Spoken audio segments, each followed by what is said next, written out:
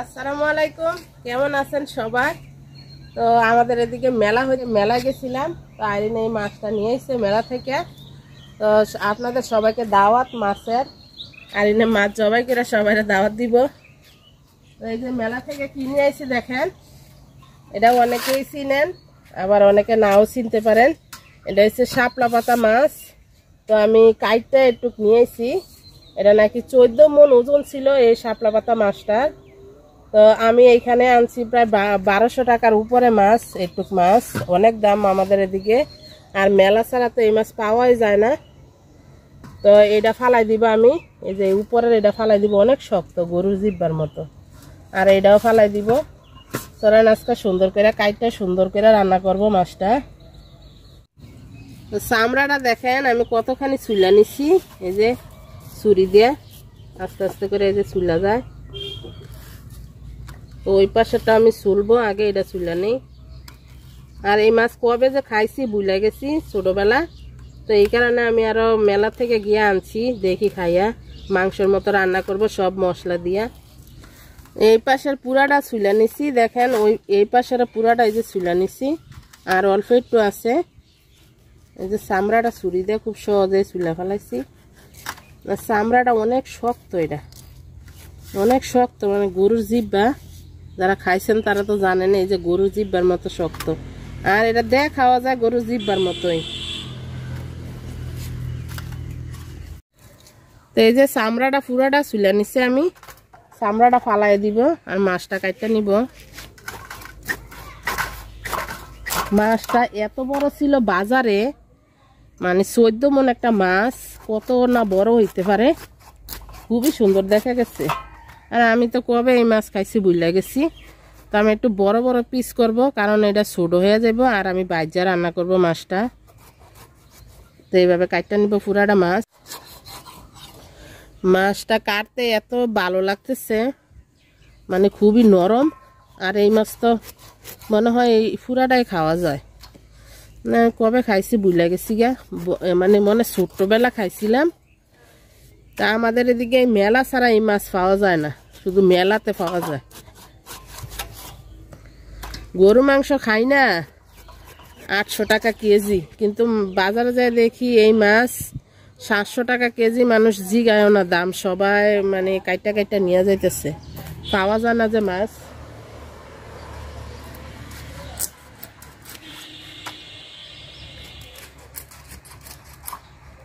মাছ কাটা শেষ, মাছ ধুয়ে নিবে এখন। মাছগুলো অনেক সুন্দর দেখা যাইতেছে দেখতে। তো মাছ ধুয়ে নেই সুন্দর করে পরিষ্কার করে। তো মাছটা আমি সুন্দর করে ধুয়ে নিছি, মাছের একটু গন্ধ নাই, মাছটা যে অনেক বড় এই জন্য মনে হয়। তো একটু আদা রসুন নিয়ে নিছি, বাইটা নিব আদা রসুন।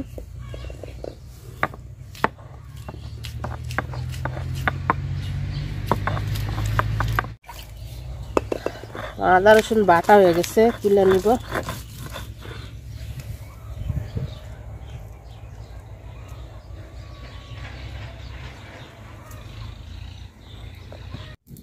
তো আমি এই মাছ রান্না করব পেঁয়াজ দিয়ে আর আদা রসুন গরম মশলা দিয়ে রান্না করব। তো পেঁয়াজ কাটতে নিছি আর মাছটা আমি আগে ভাজা নিব হলুদ আর লবণ দিয়ে। তো হলুদ গুঁড়া দিয়ে দিলাম আর অল্প একটু লবণ দিব, দিয়া মাছটারে কড়া করে ভাজা নিব আমি।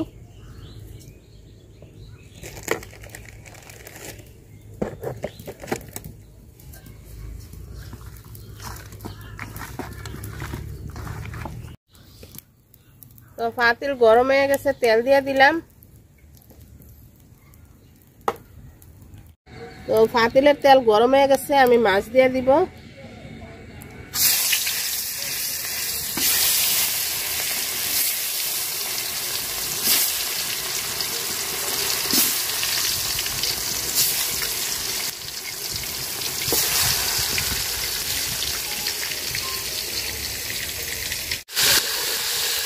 মাছ ভাজা হয়ে গেছে, নামাই নিব। পুরো মাংসের মতো দেখা যাইতেছে মাছগুলা।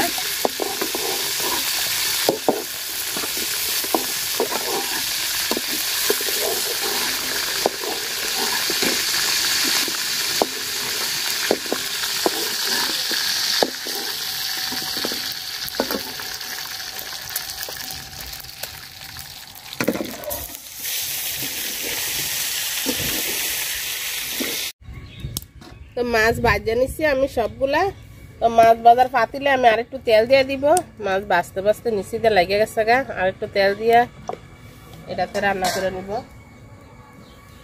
তো পেঁয়াজ কুচি দিয়ে দিলাম।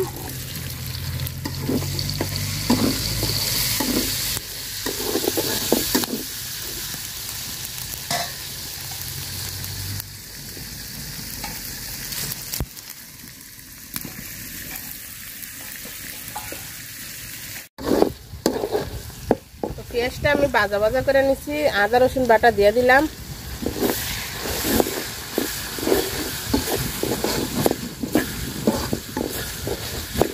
আদা রসুনটা আমি সুন্দর করে আগে ভাজা নিই তেলে। তো মশলাটা আমি তেলের সাথে সুন্দর করে ভাজা নিচ্ছি। একটু পানি দিয়ে দিলাম, পানি দিয়ে কষায় নিব।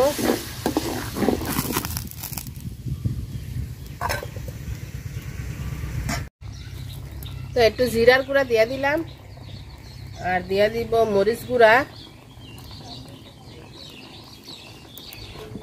আর দিয়ে দিব হলুদ গুঁড়া,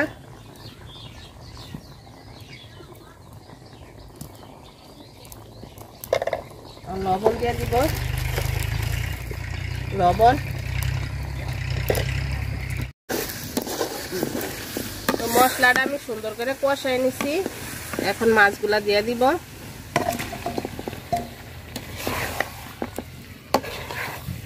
আর এই মাছ তো হইতে সময় লাগে না, একদম নরম, বেশি রান্না করলে আবার একদম ভাঙা যায়।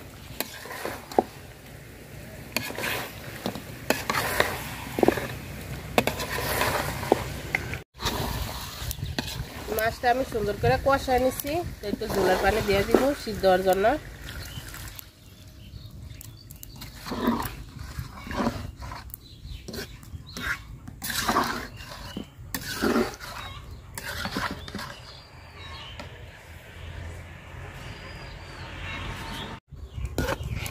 তো ঝোল দিয়ে আমি ডাইকে রাখছিলাম, মনে হয় যে অনেকটা সিদ্ধ হয়ে গেছে। তো আর একটু সিদ্ধ করব আমি, আর একটু সিদ্ধ হইব। তো আবার একটু ডাইকে রাখবো।